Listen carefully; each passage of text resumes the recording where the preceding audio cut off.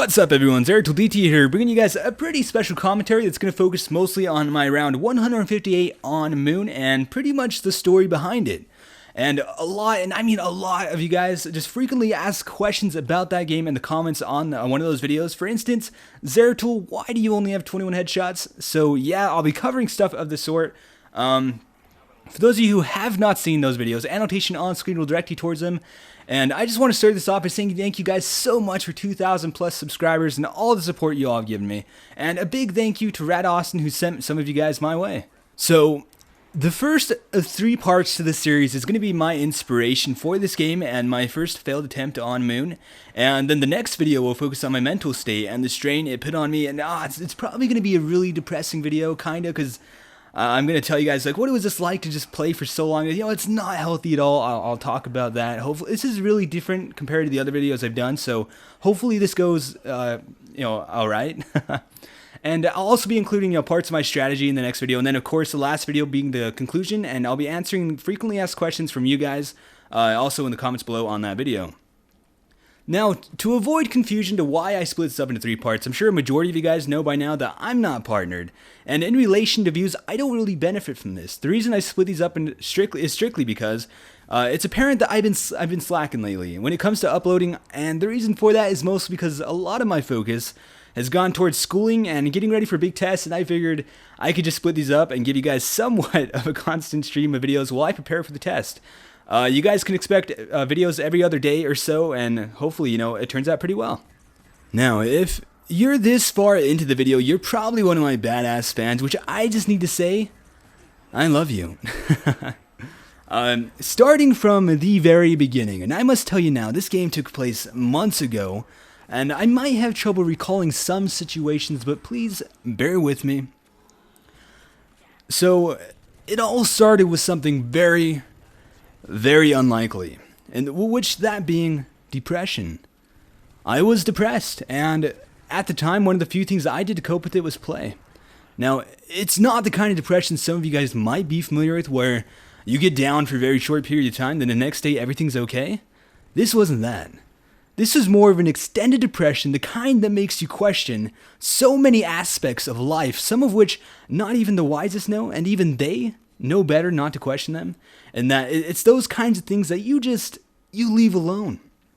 Now, I'm not going to go into detail, mostly because it might just end up being a bit confusing and raise more, a bunch more questions, but hopefully I've painted a rather acceptable picture of the kind of depression I was experiencing. So with that said, I just need to occupy my mind, and in what better way to do it than running in circles for days on end, saving the world from the undead? Well, in this case, the moon. So, once the depression took hold, I picked up my controller, I turned on my TV, up went the surround sound, and it's time to kill some zombies. But, of course, the map being Moon, the game ends up being so complex, mostly because you don't have those buffer rounds. And by that, I mean the monkeys and the dogs and the Pentagon Thief. With Moon, you're going all in. It's the most time-consuming process, which the hardest parts, surprisingly, being the beginning. Getting that mindset where you know you'll be playing for the next week or so, your chair or couch or whatever you use, a hammock, it doesn't matter. From here on out, it's your prison. At least for me, I have this strange OCD thing going on where I need to complete the round. And time wasted is valuable time I could have spent progressing. So there I was, round after round after round. It feels and seems never-ending. The hardest rounds for me being 1 through 40. The reason for that is because the spawn rate is so slow, it's frustrating and hard to commit. These are the rounds where I have been known to just end the game. But persistence and distracting yourself eventually pays off, and you break free of these rounds. By 50 or so, some of you may be able to relate. At this point, you pretty much have a valid reason to continue. The time you've invested gives you a reason to hang in there and keep pushing. I'm flying through the rounds.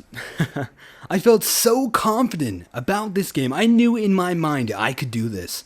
I had this. The game couldn't be more flawless. The rounds go by, and at this point I'm in the 90s, getting so close to 100.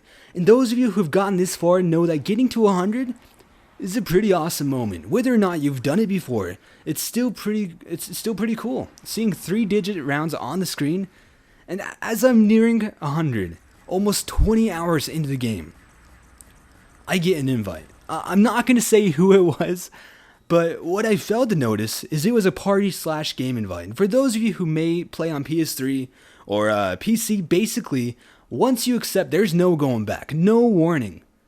The game's over.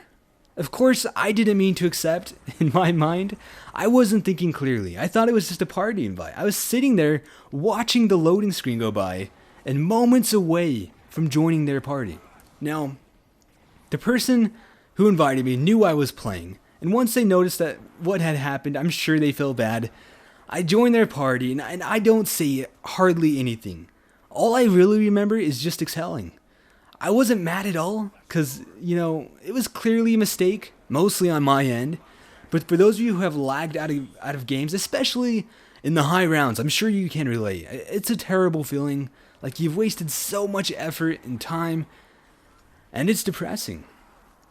I ended up leaving the party, not saying much to the person. I sat there and I thought to myself, it's not ending like this. When something is going so well and you have a minor setback, you don't just give up. You get up and you try again. I knew I could do this, and I let a day pass. After that, I'm back in the game, baby. So that right there is the basic story about like everything that's happened, the inspiration for the game, and my failed attempt. The next video, hopefully, I'm hoping to myself it's not too depressing. I'm gonna go really in depth with my psyche and like how I tried coping with it. My strategy is gonna be in there too. I'll talk about my strategy. I'll reveal a lot of stuff, a lot of secrets. Not necessarily secrets, just my strategy. I'm not gonna go all in, tell everyone everything, because you gotta keep some of that stuff secret. I don't want people, competitors, getting to where I was. But no, there was no cheating, nothing of the sort. I did it all legit. I just had a really good strategy, a crazy mindset, and stuff of the sort. But I hope you guys enjoyed this video. I know it's a lot different from what I've done in the past. I usually throw in music, but in this case, I want to just do a commentary. Give you guys a thank you, because the Moon video is almost at 100,000 views. And I want to thank everyone for that. All the people that just stopped by, watched the videos. It means so much to me. You guys have no idea. If you could just leave a like, it'd mean a lot to me, you guys. It really does. If you could just share it, do whatever you feel like doing. It really means a lot to me, guys. Hopefully, in this case, different is better. Hopefully, you guys enjoyed this.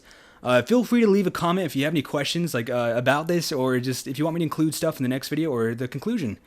Hope you guys are having a wonderful day, and yeah, TheZeratulDT signing out. See you guys next time.